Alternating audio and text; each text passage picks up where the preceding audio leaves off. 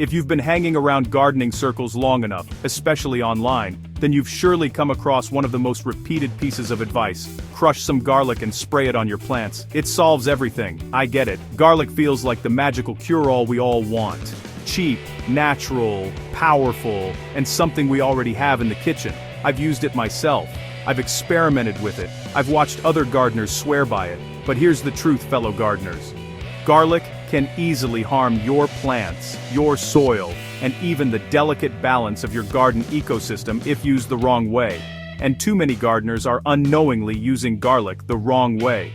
Today on Soil Stories, we're digging deep, really deep, into how garlic actually works in the garden, when it harms more than it helps, and what you should be doing instead. This is the guide I wish I had when I began experimenting with DIY sprays, so let's get into it. Garlic contains strong sulfur compounds, allicin being the most famous, that are known to repel insects and destroy fungal cells. That's the science behind most garlic sprays. Because it's natural, people assume it's gentle. Because it's cheap, people assume it's harmless. Because it works for some gardeners, people assume it works for all situations. But gardening doesn't work that way. Just because something is natural doesn't mean it's safe for every plant, every soil type, or every use case. Remember, arsenic is natural too. The problem begins when gardeners start using raw garlic, concentrated garlic extracts, or overly strong sprays without understanding the damage it can quietly leave behind. Let's break it down. When you spray garlic directly on your plants or soil, you're not only targeting pests, you're also targeting beneficial microbes, the invisible life force that keeps your soil fertile and your plants thriving. These microbes help decompose organic matter, unlock nutrients, and protect roots from disease. They're the backstage workers keeping your garden alive. But garlic doesn't know the difference between a harmful pathogen and a friendly microbe. Its compounds can wipe out both. That means frequent garlic spraying can lead to soil that's biologically weak, less nutrient-rich, more prone to disease outbreaks, slower to break down organic matter, and more dependent on fertilizers. In other words, garlic can kill the very life your garden depends on. Many gardeners notice the effects slowly over time. Plants start looking tired, growth becomes sluggish, pests become more persistent, soil dries faster and loses structure. They blame the weather, the seed variety, or the fertilizer. But sometimes, the culprit is the natural spray they thought was helping them. Garlic is classified as a botanical pesticide for a reason. It's strong, sometimes honestly, a bit too strong for many plant leaves. High concentration garlic sprays can cause all sorts of issues, like leaf burn, scorching, yellowing, curling, sudden wilting, and even stunted growth. And, the worst part? The damage doesn't always show up right away. Sometimes it's delayed, appearing 24 to 48 hours later, or even longer if the weather's cloudy. Certain plants are especially sensitive, such as tender herbs, seedlings, young vegetable crops, leafy greens, plants under heat stress, and those recovering from disease or transplant shock. If you've ever sprayed garlic on your plants and noticed them looking sad afterward, that wasn't your imagination. Your plants were reacting, and, in their own way, asking for help. Some gardeners bury garlic cloves or pour blended garlic into the soil, hoping to repel pests or cure fungal issues at the root zone. But here's the danger: garlic is acidic and releases compounds that can be phytotoxic, that is, toxic to plant tissues. When concentrated garlic sits near roots, it can damage young feeder roots, disrupt nutrient uptake, alter soil pH temporarily, prevent proper water absorption, and even kill beneficial fungi like mycorrhizae.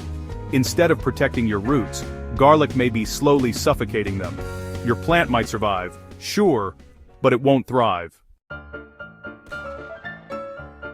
One of the biggest myths out there is that garlic scares away every pest in the garden.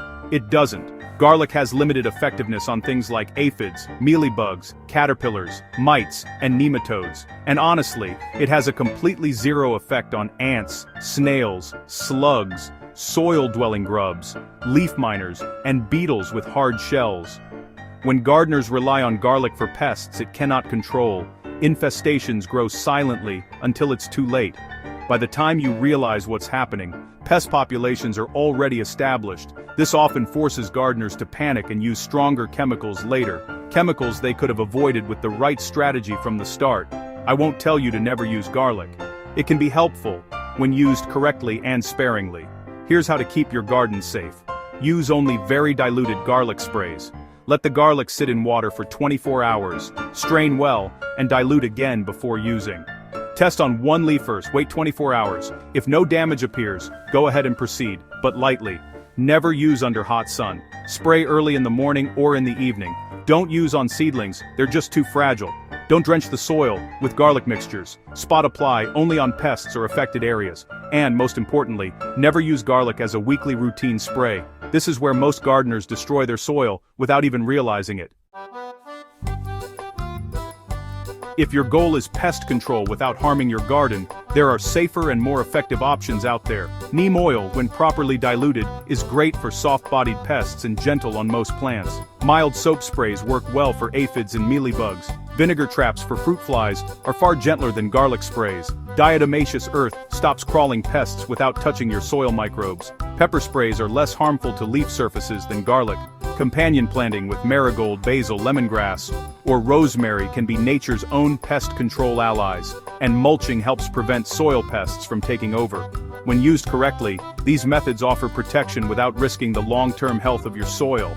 Here's something I've learned through years of trial, error, and muddy boots. A garden isn't just plants, it's a living ecosystem. Your soil isn't just dirt, it's a city of tiny organisms. Your garden doesn't need harsh solutions, it needs balance. Garlic can have a place in the garden, but only when used respectfully and sparingly. Your plants don't need a kitchen remedy thrown at them every time something goes wrong. They need observation, patience, and a gardener willing to learn what they're actually asking for. That's the heart of soil stories, and the heart of gardening itself. If you've been relying heavily on garlic sprays, don't panic. Your garden can recover. Just ease off, give your soil time to rebuild its microbial life, and switch to gentler, targeted solutions. Remember, healthy soil heals itself. Strong plants protect themselves. A wise gardener guides rather than overwhelms.